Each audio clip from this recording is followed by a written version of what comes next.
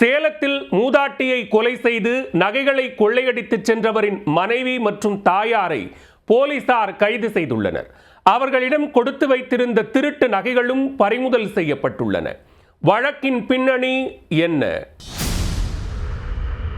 சேலம் மாவட்டம் ஓமலூர் அருகே தீவட்டிப்பட்டி பகுதியில் சரஸ்வதி என்பவர் மாடு மேய்க்க சென்றபோது கடந்த 20ஆம் தேதி கொலை செய்யப்பட்டார். விசாரணையில் 6 சவரன் தங்க நகைகளுக்காக மூக்கு மற்றும் காதை அறுத்து கொலை செய்யப்பட்டது தெரிய வந்தது.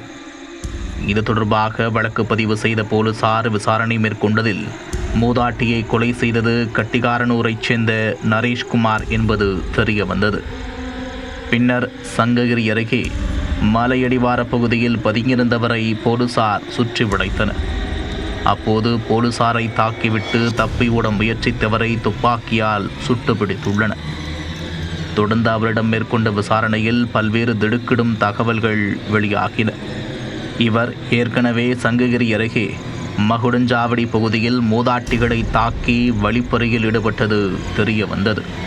கடந்த 2020ஆம் ஆண்டு சேலம் மல்லூர் பகுதியில் மூதாட்டியை கொலை செய்து நகைகளை கொள்ளையடித்த வழக்கிலும் தொடர்பு இருப்பது அம்பலமானது. விருதுநகரில் இளம்பெண்ணை பாலியல் வன்கொடுமைக்கு உள்ளாக்கி கொலை செய்ததும் அம்பலமாகியிருக்கிறது. கொலை, கொள்ளை, வழிப்பறி, இருசக்கர வாகன திருட்டு உட்பட 17 வழக்குகள் நரேஷ்குமார் மீது நிலுவையில் இருப்பது விசாரணையில் கண்டுபிடிக்கப்பட்டுள்ளது.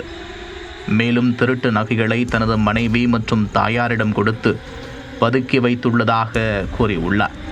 இதனையடுத்து சேலம் மாவட்டத்தில் உள்ள கட்டிகாரனூர் பகுதியில் வசித்து வந்த அவரது தாய் புஷ்பா மற்றும் அரிசிபாளையத்தில் வசித்து வந்த மனைவி வீணாவிடவும் தனிப்படை போலீசார் விசாரணை மேற்கொண்டனர். அப்போது நரேஷ்குமார் கொள்ளையடித்து கொடுத்த நகைகள் இருவரிடமிருந்தும் பறிமுதல் செய்யப்பட்டன. பின்னர் இருவரையும் கைது செய்து தொடர்ந்து விசாரணை மேற்கொண்டு வருகின்றனர். ஆனால் பறிமுதல் செய்த நகைகளின் மதிப்பு உள்ளிட்ட தகவல்களை போலீசார் தெரிவிக்கவில்லை. மூதாட்டிகளை குறிவைத்து கொலை, கொள்ளையில் ஈடுபட்ட நரேஷ்குமாருக்கு அவரின் மனைவியும் தாயாரும் உடந்தையாக இருந்த சம்பவம் சேலத்தில் அதிர்ச்சியை ஏற்படுத்தியுள்ளது.